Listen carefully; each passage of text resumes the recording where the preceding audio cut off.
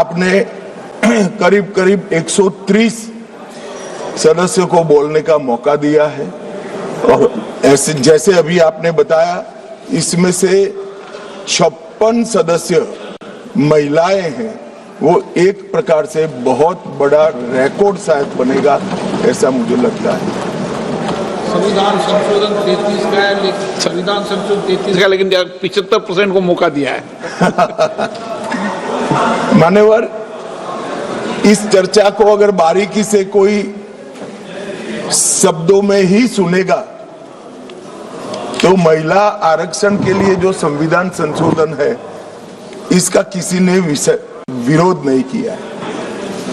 सबने बोलने के लिए तो बोला है कि हम महिला आरक्षण के पक्ष में है। ये संविधान संशोधन जो आया है उसका हम स्वागत करते हैं, मगर उसको बारीकी से देखें तो इंडी अलायंस के सभी सदस्यों ने अगर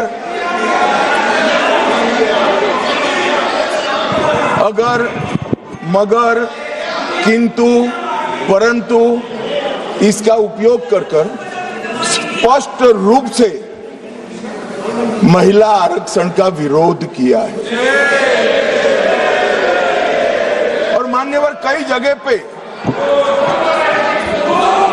ऐसा दिखाई पड़ा, कई जगह पे ऐसा दिखाई पड़ा कि विरोध हमारे दृष्टिकोण की जगह हमारे इंप्लीमेंटेशन के तरीके पर है। परंतु मैं इस सदन के माध्यम से देश की जनता के सामने स्पष्ट करना चाहता हूं कि ये जो विरोध है वो इंप्लीमेंटेशन का नहीं है। ये विरोध केवल और केवल महिला आरक्षण का ही विरोध किया। और मान्यवर,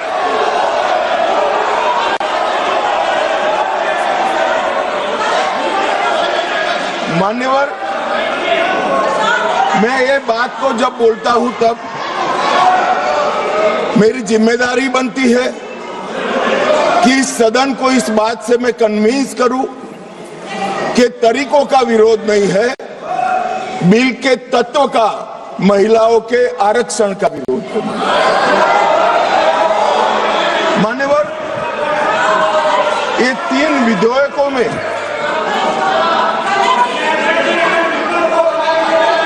अरे धैर्य रखो भैया, धैर्य रखो, अखिलेश जी समझाओ जरा।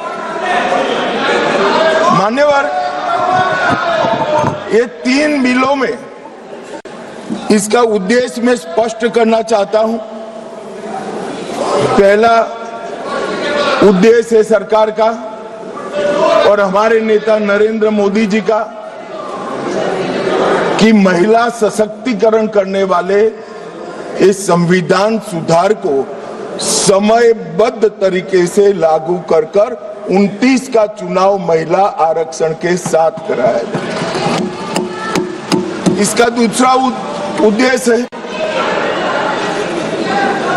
एक व्यक्ति एक वोट और एक मूल्य, इस सिद्धांत हमारे लोकतंत्र की नींव में जो हमारी संविधान सभा ने तय किया था, वो सिद्धांत के स्पिरिट को यहां पर लागू किया था। मान्यवर, ये पूरे सदन में 543 सदस्य बैठते हैं। किसी की सीट में वोटर्स की संख्या 39 लाख है, किसी की 60,000 और ढेर सारी सीटें ऐसी हैं जो 70 के दशक में फ्रीज हो गए, तब से लेकर आज तक इतनी बड़ी हो गई है कि सांसद अपने मतदाता को अपना मुंह भी नहीं दिखा सकता, क्योंकि इतनी बड़ी आबादी को वो कैसे संभाल पाए। मान्यवर, जो मतदाता है उसकी अपेक्षाएं होती है, उनकी समस्याएं होती है और समस्याओं के निराकरण के लिए वो सांसद के पास भी जाना चाहता है, मिलना भी चाहता है। क्या इस सदन में जो विरोध करते हैं उसमें से कोई मुझे समझा सकता है कि जिस सांसद के कॉन्स्टिट्यूएंसी में 39 लाख वोटर हो, वो किस प्रकार से अपनी सांसद की जिम्मेदारी का निर्वहन करेगा? और इसी विषय को दृष्टिगत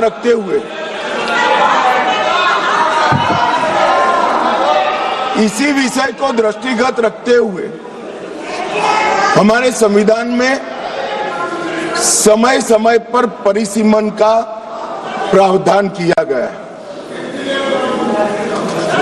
और परिसीमन के प्रावधान से ही एससी और एसटी जिसकी संख्या बढ़ती है उसकी सीटें भी बढ़ने का प्रावधान है।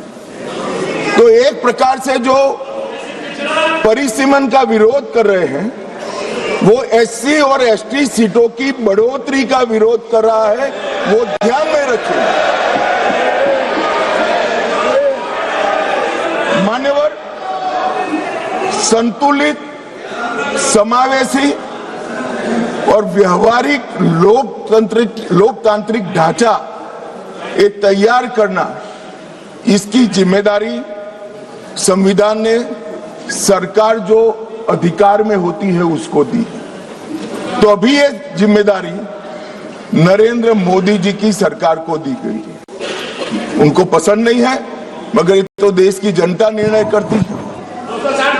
वो वंश परंपरागत नहीं होता है, वो लोग चुनकर भेजते हैं।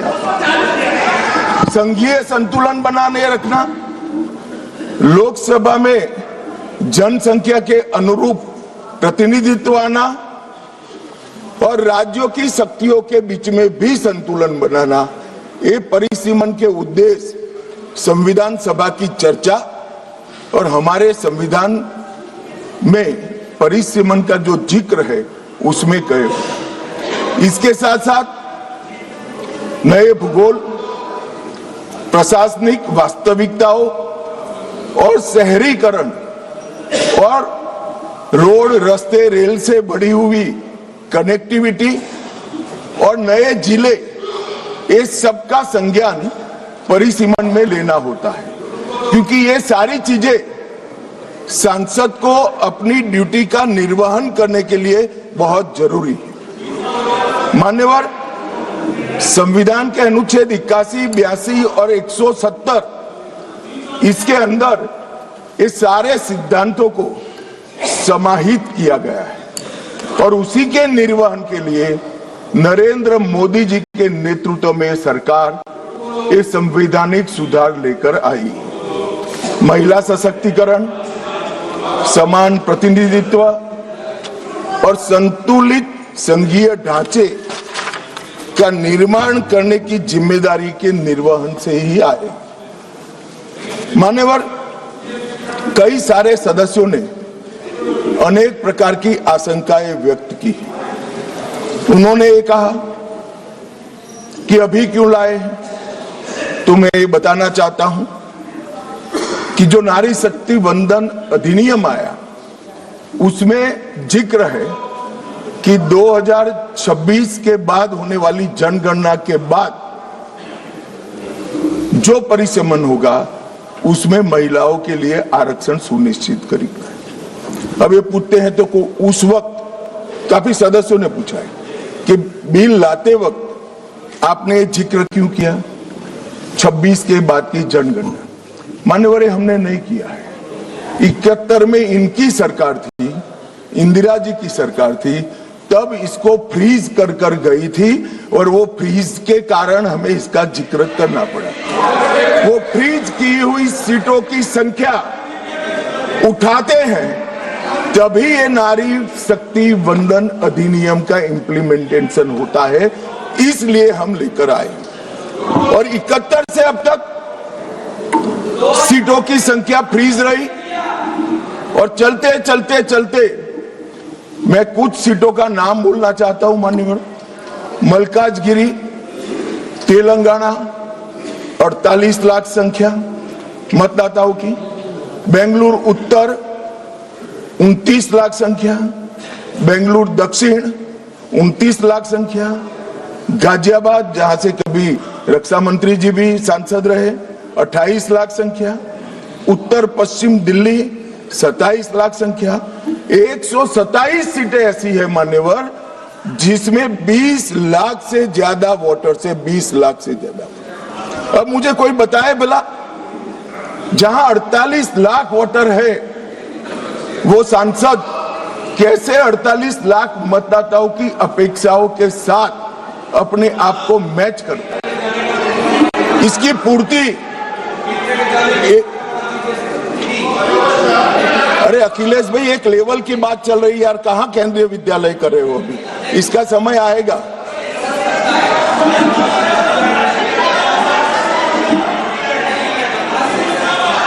मान्यवर, इनकी बात कहने दो तो जरा स्तर मालूम पड़े। अध्यक्ष महोदय, जो आंकड़े बता रहे हैं माननीय मंत्री जी, हम केवल ये जानना चाहते हैं किस सेंसस के आधार पर ये जो आंकड़े बता रहे हैं, क्योंकि जो गाजियाबाद का आंकड़ा बताया जा रहा है वो बहुत कम बताया जा रहा है। आज की परिस्थिति में हो सकता है वो दुगना हो। मैं यही कह रहा हूं, ये पुराना है, मैं यही कह रहा हूं। अगर डिलिमिटेशन करने दोगे तो नया आ जाएगा और एक की जगह दो सीटें बन जाएगी। मान्यवर, उनको ये भी पता नहीं है कि वो अपने स्टैंड के पक्ष में आर्ग्यूमेंट दे रहे हैं या विपक्ष में दे रहे हैं। मान्यवर, 127 सीटें ऐसी है जहां 20 लाख से ज्यादा वोटर। अब इसमें एक व्यक्ति, एक मत और एक मूल्य, इस सिद्धांत का पूर्णतया उल्लंघन होता है। कहीं पर तो 45 लाख मतदाताओं के समूह को एक प्रतिनिधि मिला है और कहीं पर 6 लाख मतदाताओं के समूह को एक प्रतिनिधि मिला है। तो मत का मूल्य जो एक होना चाहिए वो नहीं हुआ है मान्यवर। और मैं विश्वास दिलाता हूं कि डिलिमिटेशन के लिए ये लोग सहयोग कर दे, हमें भरोसा करें। 84वां संशोधन हुआ और 2026 तक सीटों की संख्या को फ्रीज कर दिया गया। तो ये जो कह रहे हैं कि नारी शक्ति वंदन अधिनियम में 2026 कहां से आया, तो वो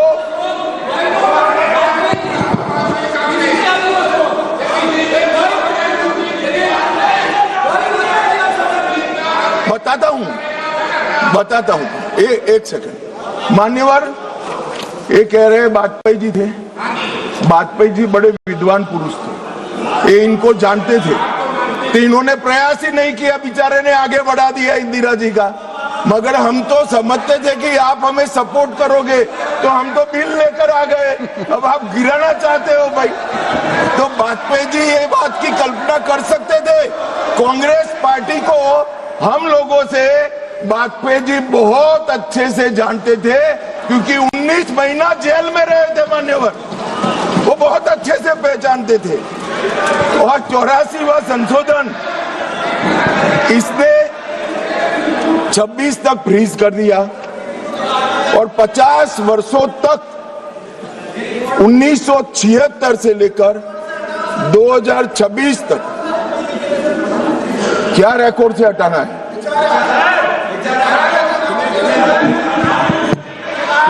अध्यक्ष जी प्लीज, अरे बैठ जाओ, मैं बता देता। तय करने दो, आप मत करें, प्लीज बैठिए। मैं इनकी इज्जत करते इसका सम्मान करता हूं माननीय अध्यक्ष जी। अभी से लेकर अंत तक अगर फ्लो के कारण कोई असंसदीय शब्द निकल जाता है तो आप स्वयं इसको हटा देना, इनको बोलने का मौका मत देना। मान्यवर, 50 वर्षों तक 1976 से लेकर 2026 तक देश की जनता को जनसंख्या के अनुपात में प्रतिनिधित्व नहीं मिला। 26 में ये सीमा समाप्त हो। अब 26 में सीमा समाप्त होने के बाद अगर डिलिमिटेशन करते हैं तो डिलिमिटेशन 29 के पहले समाप्त नहीं हो सकता, क्योंकि परिसीमन आयोग का एक नियम है कि हर कॉन्स्टिट्यूएंसी में जाकर पब्लिक हियरिंग देना होता है। तो 543 कॉन्स्टिट्यूएंसी का पब्लिक हियरिंग 26 के मध्य से लेकर 29 तक हो नहीं सकता और 27 तक जनगणना के आंकड़े नहीं आ सकते। तो स्वाभाविक है अगर हम 29 का चुनाव नारी शक्ति वंदन अधिनियम के स्पिरिट के साथ कराना चाहते हैं, इस देश के 50% मतदाताओं को इस महान सदन में 33% आरक्षण देना चाहते हैं, तो अभी ही ये लाना पड़ेगा। ये जो पूछ रहे थे क्यों अभी आ रहा है, इसके लिए मैं पूरी बात समझा रहा हूं। वैसे मैं मानता हूं ये समझे हुए, मगर मान्यवर कहावत है ना, सोता है उसको जगा सकते हैं, जो जागता ही पड़ा हो उसको कोई उठा नहीं सकता। ये सब समझते हैं मगर एक भ्रांति खड़ी करना चाहिए। मान्यवर 76 में इस देश की आबादी थी 54.79 करोड़ और आज 140 करोड़। तो 54.79 करोड़ आबादी में जितने सांसद थे उतने ही 140 करोड़ की आबादी के बाद रखना, ये इनका मानना है। मान्यवर आर्ग्यूमेंट क्या दिए गए कि सबको बोलने का कम मिलेगा, 0 ओवर में मौका नहीं मिलेगा। मान्यवर सरकार का दायित्व है कि सदन के सदस्यों की संख्या बढ़ेगी तो सरकार सदन के दिनों की संख्या भी बढ़ाएगी। और मान्यवर आप तो बड़े दयालु हो, रात को 12-12 बजे तक सबको 0 ओवर का मौका देते हैं। और एक तीसरा भी तरीका है साहब, तीसरा भी तरीका है कि अभी जो समय राहुल गांधी जी के अप्रोच के कारण जाया जाता है वो राहुल जी भी बंद कर दे तो अपने आप बोलने का सबको टाइम मिल जाएगा। ये विरोध कर स्थगन करा कर जो समय बेकार कर देते हैं, वो अगर वो भी बंद कर दे तो कुछ सरकार बढ़ाएगी, कुछ राहुल जी बढ़ाएंगे और कुछ आप बढ़ा लोगे, तो समय की चिंता किसी को करने की जरूरत नहीं है।